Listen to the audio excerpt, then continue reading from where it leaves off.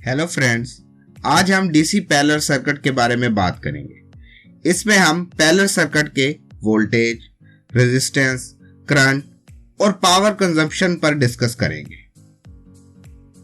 आपके सामने एक सीरीज और एक पैरेलल सर्किट है।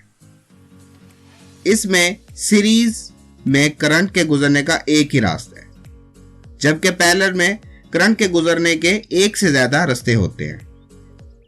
अब बात करते हैं कि पैरेलल सर्किट किस लिए इस्तेमाल करते हैं और इसका सीरीज सर्किट पर क्या फायदा है। सीरीज सर्किट में करंट गुजरने का एक ही रास्ता होता है, इसीलिए इस सर्किट में एक बल्ब भी टूट जाए तो पूरा सर्किट काम करना बंद कर देता है। तो इस मसले का एक ही हल है, जो कि पैरेलल सर्किट है। क्योंकि इसमें बल्ब टूट भी जाए तो पूरा सर्किट काम करता रहेगा, क्योंकि इसमें करंट के गुजरने के एक से ज्यादा रास्ते होते हैं। अब बात करते हैं पैरेलल सर्किट में वोल्टेज के बारे में। पैरेलल सर्किट में वोल्टेज एक जैसे होते हैं। मल्टीमीटर पर आप देख रहे हैं कि हर जगह वैल्यू सेम है वोल्टेज की, क्योंकि हर कंपोनेंट या रास्ता बैटरी के मुस्बत और मनफी टर्मिनल के साथ डायरेक्टली जुड़े होते हैं।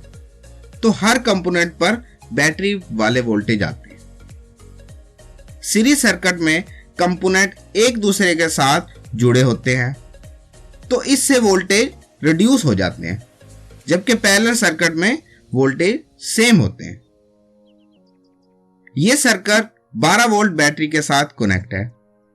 तो आखिरी लैंप पर वोल्टेज ड्रॉप क्या होगा? जबकि लैंप की रेजिस्टेंस 8 ओम है और लैंप में गुजरने वाला करंट 1.5 एम्पियर है, तो हम ओम्स लॉ के जरिए V बराबर है करंट ज़र्ब रेजिस्टेंस के, तो वोल्टेज 12 जवाब आएगा।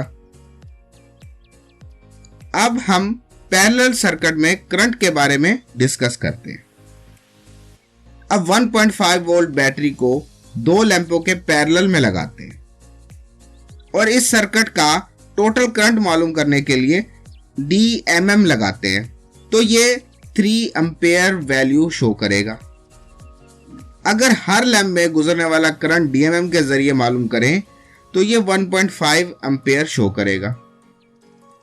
अगर DMM को दोनों लैंप्स के दरमियान जोड़ा जाए तो फिर भी ये 1.5 एम्पेयर रीडिंग शो करेगा। आप देख रहे हैं कि करंट इस सर्किट में डिवाइड हो रहा है, क्योंकि इलेक्ट्रॉन मुख्तलिफ रूट से होते हुए बैटरी तक वापस जाते हैं, जहां ये रिकंबाइन हो जाते हैं। तो टोटल करंट हर ब्रांच के करंट के सम के बराबर होता है। सामने दिए गए फार्मूले से हम टोटल करंट मालूम कर सकते हैं। अगर 1 ओम वाला लैंप को 2 ओम वाले लैंप से तब्दील कर दें तो इससे ब्रांच की रेजिस्टेंस डबल हो जाएगी। तो जाहिर सी बात है, टोटल करंट कम होकर 2.25 रह जाएगा और लैंप में गुजरने वाला करंट 0.75 एम्पेयर होगा।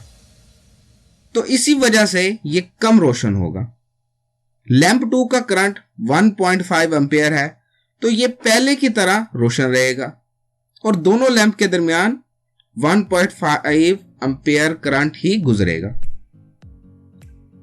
अब हम ब्रांच से गुजरने वाले करंट को फार्मूले से निकालते हैं, जो कि ब्रांच की रेजिस्टेंस पर डिपेंड करता है। टोटल करंट हर ब्रांच के करंट के सम के बराबर होगा। अब मैं आपको बताऊंगा कि पैरेलल सर्किट की टोटल रेजिस्टेंस कैसे मालूम करते हैं। ये पैरेलल सर्किट की टोटल रेजिस्टेंस मालूम करने का फार्मूला है, जबकि सीरीज सर्किट की टोटल रेजिस्टेंस मालूम करने के लिए हर कंपोनेंट की रेजिस्टेंस को एक दूसरे के साथ जमा किया जाता है, क्योंकि इस सर्किट में इलेक्ट्रॉन हर कंपोनेंट्स में से गुजरता है।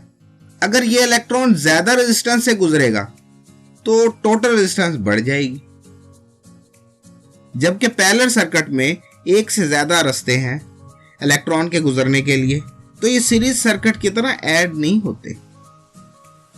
चलो मैं आपको सिंपल क्वेश्चन के जरिए समझाता हूं कि कैसे पैरेलल सर्किट की टोटल रेजिस्टेंस मालूम की जाती है। आपके सामने एक सर्किट है, इसमें दो रेजिस्टेंस आपस में पैरेलल में लगी हुई हैं। ये टोटल रेजिस्टेंस का फार्मूला है। इसमें R1 और R2 की वैल्यू को पुट करें तो एक को 10 पर डिवाइड करें तो 0.1 आता है। तो फिर 0.1 और 0.1 को जमा करें तो 0.2 आता है। तो फिर एक को 0.2 पर डिवाइड करें तो सर्किट की टोटल रेजिस्टेंस 5 ओम निकल आती है। आप यही वैल्यू मल्टीमीटर पर भी देख सकते हैं। अब मैं आपको बताऊंगा कि पैरेलल सर्किट कितनी पावर कंज्यूम करती है। तो इसके लिए दो फार्मूले में इस्तेमाल करूंगा। Number 1 P is equal to V square over R, जबकि दूसरा formula P is equal to V into I. आपके सामने एक पैरेलल सर्किट है। सबसे पहले 10 ओम का करंट मालूम करते हैं। R1 is equal to 6 volt over 10 ohm, तो जवाब आएगा 0.6 एम्पेयर। अब पावर का फार्मूला लगाते हैं जो कि है P is equal to V square over R. V की जगह पर 6 वोल्ट लिखें तो 6 स्क्वायर ओवर 10 ओम, 6 का स्क्वायर 36 और 10 वैसे का वैसे। फिर ब्रांच की पावर 3.6 वोल्ट आती है। पावर मालूम करने का दूसरा तरीका आपके सामने है। अब दूसरी ब्रांच की पावर मालूम करते हैं। P is equal to V square over are.